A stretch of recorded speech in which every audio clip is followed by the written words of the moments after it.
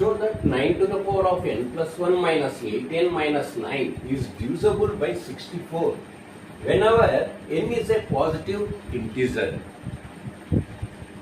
n అనేది ధనపూర్ణ సంఖ్య అయినప్పుడు 9 to the power of n plus 1 minus 8n minus 9 ను 9 అనేది 64తో డివిజబుల్ అవుతుందని చూపించబడుతున్నాను. సో డివిజబుల్ అంటే ఏంటి? So 12 is divisible by 3.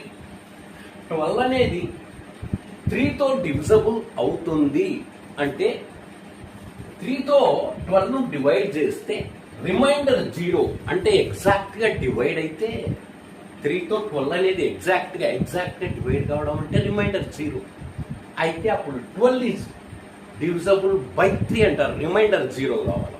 దీన్నే డివిజబిలిటీ రూల్ అంటారు. అదేవిధంగా 24 ఈజ్ డివిజబుల్ బై 6 అన్నారనుకోండి, అప్పుడు 24ను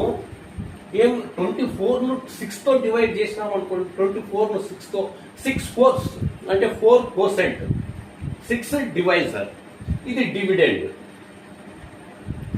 అప్పుడు 6 4 24 అంటే రిమైండర్ 0 వస్తుంది. కాబట్టి 24 ఈజ్ డివిజబుల్ బై 6 అని చెప్పచ్చు. అంటే అదే విధంగా ఇప్పుడు ఈ ఇచ్చిన ప్రాబ్లము ఇది దేంతో డివిజబుల్ అవుతుంది? 64తో డివిజబుల్ అవుతుంది. ఇప్పుడు 12 అనేది 3తో డివిజబుల్ అవుతుంది. 12 ఈజ్ ఈక్వల్ టు ఏ దాంతో డివిజబుల్ అవుతుందంటే ఆ నెంబరు ఇంటూ సమ్ ఇంటీజర్ గా రాయగలిగినాం. ఇది కూడా అంతే.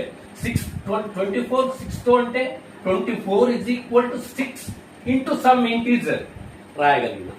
అదేవిధంగా దీన్ని 64 డివిజబుల్ చేస్తుందంటే ఇది 64తో డివిజబుల్ అవుతుంది అంటే ఇది ఈజ్ ఈక్వల్ టు ఈ ఇచ్చిన problem is equal to 64 into some integer గా రాయగలిగితే మనము ఇచ్చిన ప్రాబ్లంను అప్పుడు మనం దీన్ని 64 అనేది ఎగ్జాక్ట్ గా డివైడ్ చేస్తుంది, డివిజబుల్ అవుతుంది. ఇచ్చిన ఈ ప్రాబ్లం 64తో డివిజబుల్ అవుతుందని చెప్పగలం దీని ద్వారా, డివిజబిలిటీ రూల్ ద్వారా.